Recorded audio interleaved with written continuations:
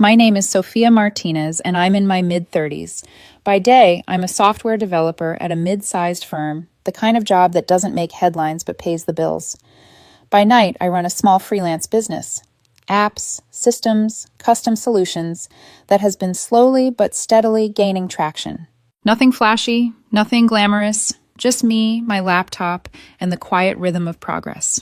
For a long time, I believed that was enough. That stability and loyalty were what people valued most in a partner. Then I met Daniel. We crossed paths at a networking event 2 years ago, a gathering for tech and marketing professionals. He wasn't like the usual people I'd met. Daniel had a spark, the kind of easy charm that pulled people into his orbit. He laughed loudly, spoke with his hands, and made you feel like you were the only one in the room. I was drawn to him instantly. He was ambitious, or at least, he talked like he was. Big plans about climbing the corporate ladder, launching his own brand one day, being the kind of success story that others envied. I admired that energy, so when he leaned in and told me he liked my quiet confidence, I let him in. From the beginning, I was all in. When he lost a contract, I covered rent without a second thought. When his freelance clients ghosted him, I picked up extra projects to make sure the lights stayed on. I cooked meals, proofread his resumes, rehearsed mock interviews with him late at night. And when he landed a new role, I celebrated like it was my own victory. But looking back now, I see the cracks that had been there from the start. The ghost of someone else hung over us, Tom, my ex from college. Daniel brought him up far too often for my comfort. At first it seemed harmless, just casual mentions.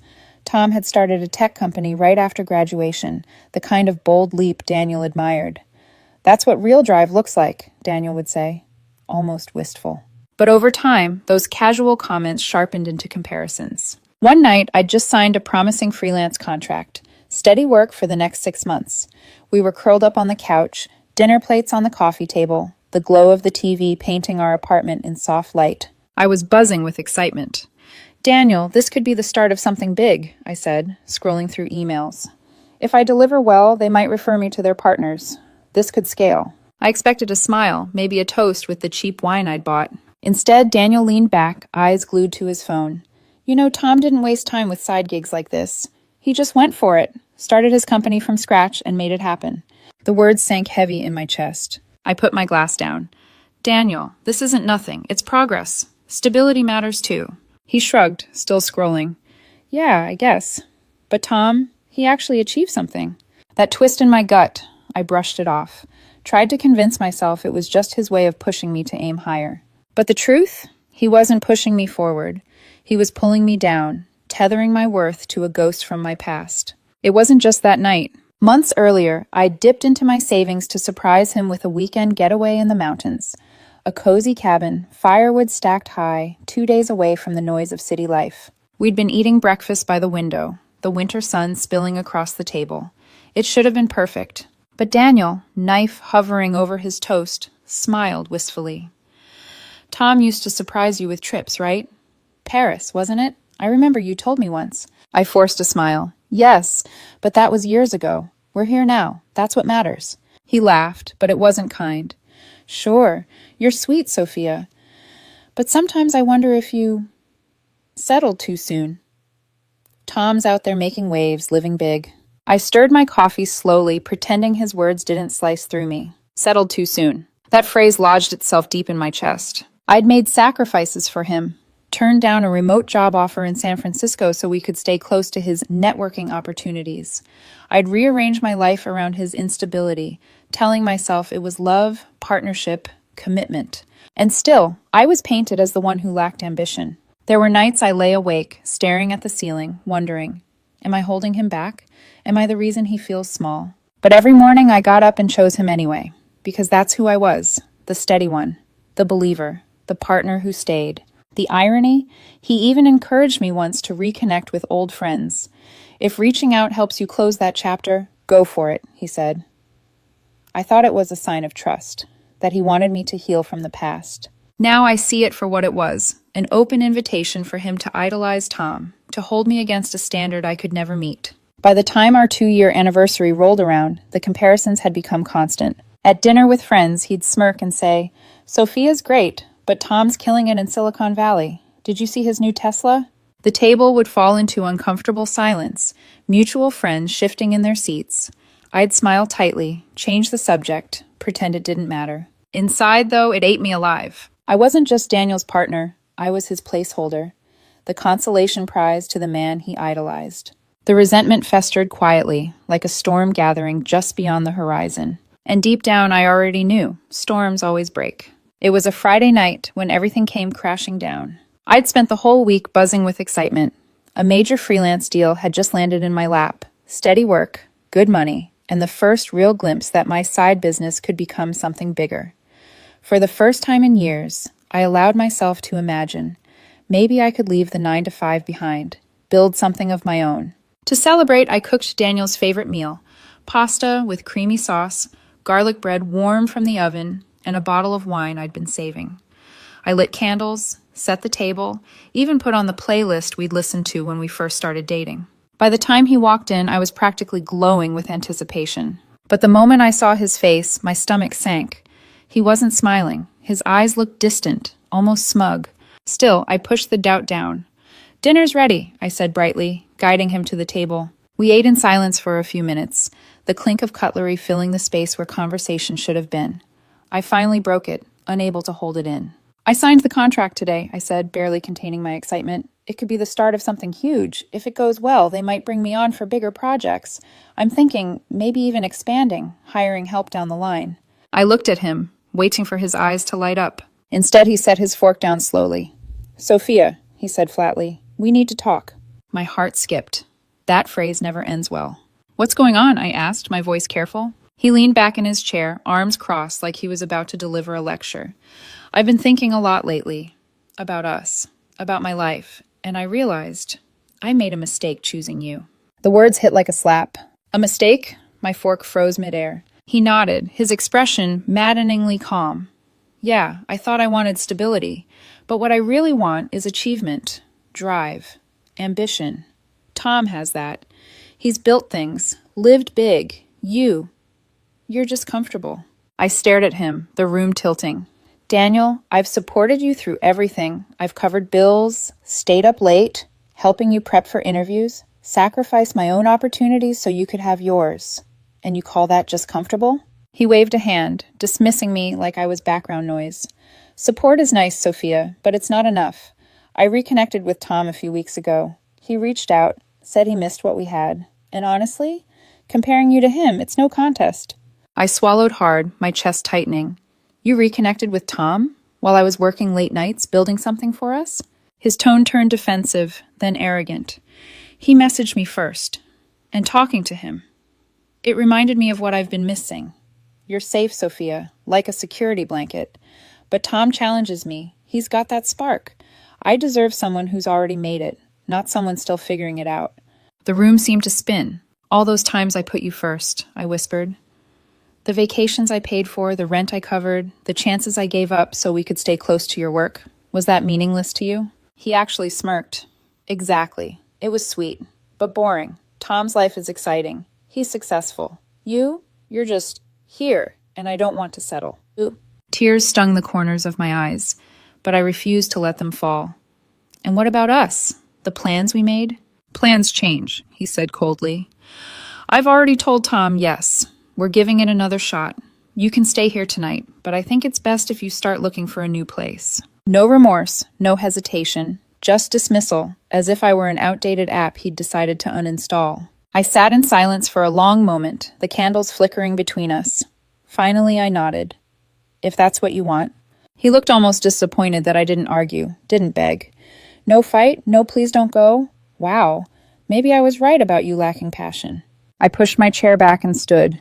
My voice was steady, even as my insides trembled. "Passion isn't screaming, Daniel. Good luck with Tom." That night, I lay on the couch, numb. He scrolled through his phone in the bedroom, already gone in spirit. I told myself not to look, but I couldn't resist.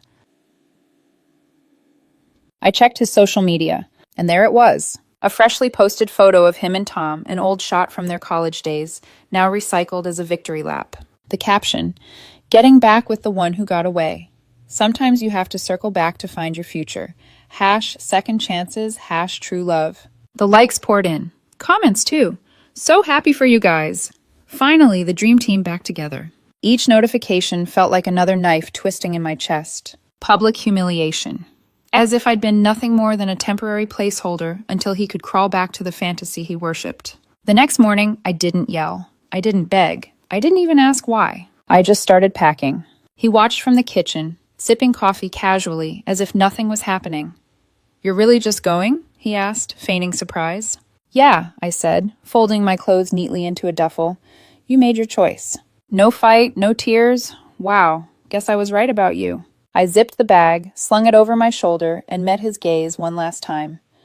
"Good luck with Tom." And then I walked out. No breakdown, no second glance, just silence. It wasn't strength, I was shattered inside, but it was dignity, and that was all I had left. The first nights alone were the hardest. I crashed on a friend's couch, clutching my laptop like it was a lifeline. I didn't tell anyone the details, just said Daniel and I had split. The truth was too raw, too humiliating. When the silence hit, the questions started. Why wasn't I enough? Was I really just boring? Did I waste years of my life propping up someone who never valued me? The thoughts looped endlessly, keeping me awake at night. So I did something I hadn't done in years. I called a therapist. In our first session, the words spilled out like a flood. He made me feel like a placeholder, like my steady wasn't worth anything compared to someone else's chaos. The therapist listened quietly, then nodded. "Sophia, that says more about him than it does about you." That line lodged itself in my mind. For the first time in weeks, I felt a flicker of clarity. I wasn't broken. I wasn't boring. I was just loyal to someone who mistook stability for weakness. From that point forward, I made a decision. I wouldn't waste another ounce of energy proving my worth to someone who had already discarded me. Instead, I would invest in myself. I threw myself into work. My freelance contract became the cornerstone of something bigger. Nights once spent waiting for Daniel to come home were now dedicated to coding, drafting pitches, building prototypes. The hours were long, but they didn't drain me the way he had. For the first time, my energy was feeding me, not someone else's fragile ego. I also reclaimed the parts of myself I'd abandoned. I joined a gym, not to reinvent my body for someone else's approval, but to feel strong again. I dusted off my hiking boots and spent weekends on mountain trails, filling my lungs with fresh air instead of stale arguments. And slowly, painfully, I started to heal. Meanwhile, Daniel and Tom were parading their love story across social media. My friends sent me screenshots even though I told them not to. Photos of them clinking champagne glasses with hashtags like #powercouple and #dreamteam. Videos of them at flashy parties, Daniel's smile wide but his eyes just a little too glassy. The captions always dripped with smugness. "When you know, you know. Back where I belong." I forced myself not to look, but late at night, the temptation crept in. And when I gave in, it stung. Each post was like salt in a wound, public proof that Daniel had traded up, while I was left behind. But here's the thing about wounds. With the right care, they heal. And in the quiet spaces between my pain, something new was forming. 3 months later, I had more clients than I'd ever imagined. Word of mouth spread, my contracts doubled, and for the first time, I had to turn projects down. I incorporated my business officially, put my name on the paperwork. My name, not ours. Mine. I worked late nights, but they weren't hollow anymore. They were filled with purpose. And with every small win, a successful pitch, a glowing review, another check in the bank, my confidence stitched itself back together. It wasn't an overnight transformation. There were still nights I sat on my couch, staring at the ceiling, wondering if I'd ever trust again. But then I'd remember Daniel's smirk, his words, "You're just comfortable." And instead of breaking me, they became fuel. If being steady meant being boring to him, then so be it, because my steadiness was turning into success. Quiet, real, undeniable success. One evening, after a long day of coding, I closed my laptop and caught my reflection in the darkened screen. For the first time in a long time, I didn't see someone discarded. I saw someone rebuilding, someone rising. And deep down I knew, karma always has a way of circling back. Daniel thought he'd traded up. He thought Tom's world was brighter, shinier, more ambitious. But I'd lived with Daniel long enough to know he wasn't chasing love. He was chasing validation. And chasing validation always leads to the same place. A crash. The only question was when. If social media was a movie, Daniel and Tom looked like the perfect co-stars. They posted photos at rooftop bars, captions dripping with ambition. Big things coming. Watch this space. They showed up at networking events in matching suits, Daniel practically glowing under Tom's shadow. To anyone scrolling by, they were unstoppable. Two men with vision, talent, and drive. But life isn't Instagram. Behind the carefully filtered images, the truth was far less glamorous. I didn't know it at first. I was too busy with my own grind, landing clients, sketching out my first official app prototype, even hiring a part-time assistant to keep up with demand. But whispers started to reach me.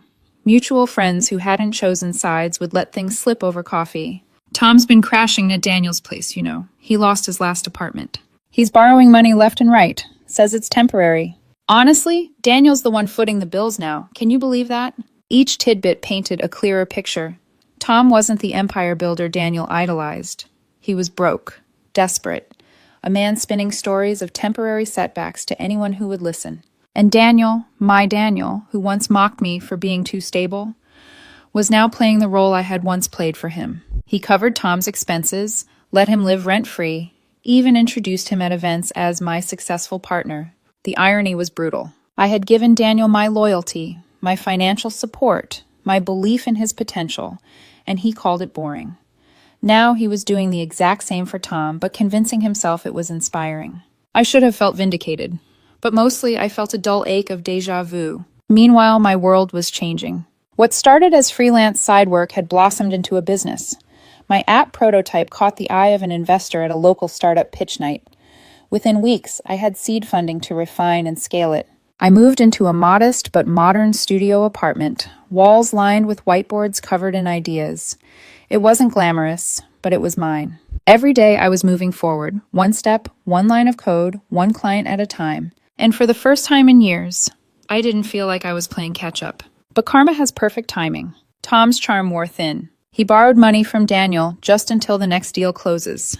He leaned on him emotionally, unloading endless rants about his ex-wife and his failed ventures. He made promises of shared success that never materialized. And then, when he finally landed a cushy investor gig that wiped away his debts, he bailed. No warning, no gratitude. Just a note left on the kitchen counter. You're holding me back. I can't do this anymore. The same rejection, the same cruelty, only now Daniel was on the receiving end. The irony was almost poetic. The man who once told me I wasn't ambitious enough had been discarded for the exact same reason. The fallout was ugly. Daniel's credit cards were maxed from covering Tom's expenses.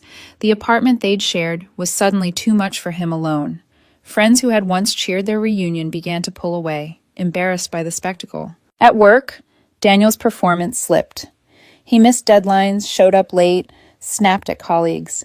The promotion he'd been bragging about slipped through his fingers, whispers of too much drama swirling around him. The #power couple hashtag dried up overnight, and all those grand declarations of true love were quietly deleted. But the internet never forgets. Screenshots circulated. Tom's ex even commented on one of their old posts.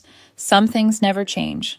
Daniel was humiliated, exposed, alone. I found out in pieces, not because I sought it out, but because people couldn't resist telling me. Did you hear? Tom dumped him. Daniel's a mess. Total wreck. He's been asking around if anyone has a spare room. I never said much in response. Just nodded, sipped my coffee, and changed the subject. Inside, though, a quiet storm raged. Not of anger, not even satisfaction, but of clarity. This was exactly what I had warned myself about in the sleepless nights after leaving him. Karma always circles back. And now it had, without me lifting a finger. One evening, as I walked home from my office space, I passed a storefront window and caught my reflection. I looked different. Not just older or more tired, stronger, clearer. Behind me, neon lights flickered in the city dusk. Ahead of me, doors were opening. New clients, new opportunities, new life. Daniel's story was unraveling, but mine was only beginning. I smiled faintly at my reflection, whispered under my breath, "Let him drown in his choices. I'm already free." And I kept walking. It started with a text. 6 months had passed since I walked out of that apartment. I was sitting in a cafe, laptop open, fresh from a successful pitch meeting, when my phone buzzed. Unknown number. "Sophia, it's me. Can we talk? I miss you." My chest tightened. For a brief moment, the old instinct stirred, the part of me conditioned to respond, to listen, to give him the benefit of the doubt. But then I remembered the wine-stained table, the smirk on his face as he told me I was just comfortable. I deleted the message, but Daniel wasn't done. The texts multiplied, at first casual, almost polite. "Hey, I know I hurt you, but things with Tom, they weren't what I thought." He used me. I realize now you were the real deal. Can we meet? When I didn't reply, his tone shifted. Desperate, pleading. Sophia, please. You were always there for me, and I threw it away. Don't ignore me. I need to explain. And when silence met him again, the anger crept in. Why are you punishing me? After everything, you at least owe me a conversation. The hypocrisy nearly made me laugh. I owed him nothing. I blocked the number. A week later, an email arrived. Subject line, I'm sorry. He'd attached an old photo of us, me with my head on his shoulder, both of us smiling. The message read, I know I don't deserve you, but I need you. Tom left me in ruins. Debts, heartbreak, humiliation. But you were real. I see that now. Remember how we used to plan our future? I want that back. Please call me. I stared at it for a long time, then archived it without replying. The past was not my home anymore. When direct attempts failed, he sent in reinforcements. First, a DM from his best friend. Sophia, he's changed. He's been through hell. Be a bigger person and hear him out. Then, a call from his sister, someone I'd never gotten along with. Look, she said sharply, Daniel's a wreck. Crying all the time, can't eat, can't sleep. Tom destroyed him.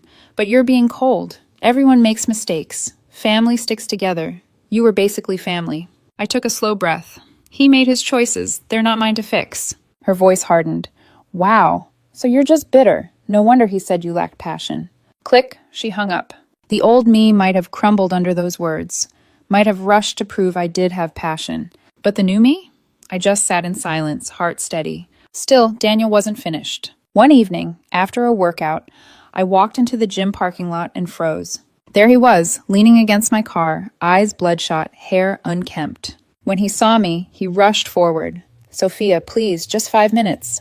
I gripped my keys tightly. What do you want, Daniel? His voice cracked. I was wrong. Tom's life was a lie. The startups, the deals, all of it, it was smoke. He used me, drained me, and dumped me.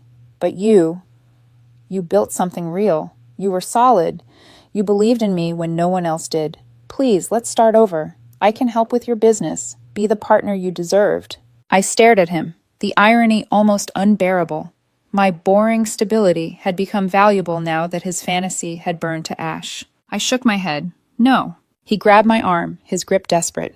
Why? People change. I've changed. My friends say you're being stubborn. Even Mom thinks you should forgive me. The mention of his mother, who once said I wasn't ambitious enough for her son, was almost laughable. I pulled my arm free. Daniel, you didn't value me when you had me. Now that you've lost everything, you don't get to come crawling back. That's not change. That's desperation. His expression hardened, desperation twisting into anger. Fine. Ignore me. But don't pretend you're happy. You're still single, buried in work. Pathetic. There it was, the real Daniel, the cruelty behind the charm. I unlocked my car door. Goodbye, Daniel. And I drove off, leaving him in the rearview mirror, smaller with each passing second. That night, I sat in my apartment, laptop open, app code glowing on the screen. My phone buzzed again. Another unknown number. I didn't bother to check. Because for the first time, I realized something powerful. I wasn't running from him anymore. I wasn't hiding or proving or explaining. I was simply choosing myself. And that choice felt like freedom. The invitation arrived months earlier. An old friend's wedding at a countryside venue. By then, my life had changed in ways I never thought possible. My app had launched its beta version and was gaining traction. Investors were circling. I'd even upgraded from my studio to a small but bright loft, whiteboards still lining the walls, but now joined by potted plants and sunlight. And I wasn't alone anymore. Her name was Elena, a fellow entrepreneur I'd met at a conference. She was sharp, kind, and the first person who ever looked at my steadiness and said, "That's your strength." With her, there were no comparisons, no ghosts of past lovers, just presence, just us. So when the wedding day arrived, I went with her, hand in hand. The venue was a garden, draped in string lights, laughter spilling through the air. Friends I hadn't seen in years hugged me, some whispering, "You look incredible, Sophia." And then, out of the corner of my eye, I saw him. Daniel! He was slumped at the bar, his suit wrinkled, tie loose, eyes dull from too much alcohol. He looked nothing like the man who once strutted with Tom through parties, hashtagging themselves a power couple. For a moment, I almost pitied him. Almost. But then he spotted me. He staggered forward, weaving through the crowd until he stood in front of me and Elena. "Sophia, he said, his voice thick with desperation. We need to talk, now. Elena squeezed my hand. Her calm presence grounded me. I nodded to her. It's fine. I turned back to him, my voice steady. What do you want, Daniel? His eyes flicked to Elena, narrowing with jealousy. Who's this? This is Elena, I said evenly. My partner, my future. His face fell. Future, Sophia, please, don't do this. You know we were supposed to be each other's forever. I raised an eyebrow. Forever? You told me I was a mistake, remember? You said Tom actually achieved something, and I was just comfortable. He flinched as if the words had only now cut him. I was wrong, he whispered. Tom ruined me. Left me broke, alone, humiliated. I see it now. You were the one building something real while I chased illusions. Please, give me another chance. I'll make it right, I swear. The music around us softened, or maybe it was just the way the crowd's attention shifted toward the scene unfolding. Eyes turned. Whispers buzzed.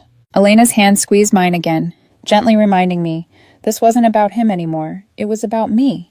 So I met his gaze and spoke clearly, my voice carrying just enough to be heard by those nearby. Daniel, you made your choice. You chose achievement over love. You chose Tom's chaos over my loyalty. And when you had me, the woman who cooked for you, paid your bills, believed in you, you called me boring, disposable. His lips trembled. I didn't know what I had. And now you do, I said softly. But it's too late. My achievements are real. My peace is mine. And you?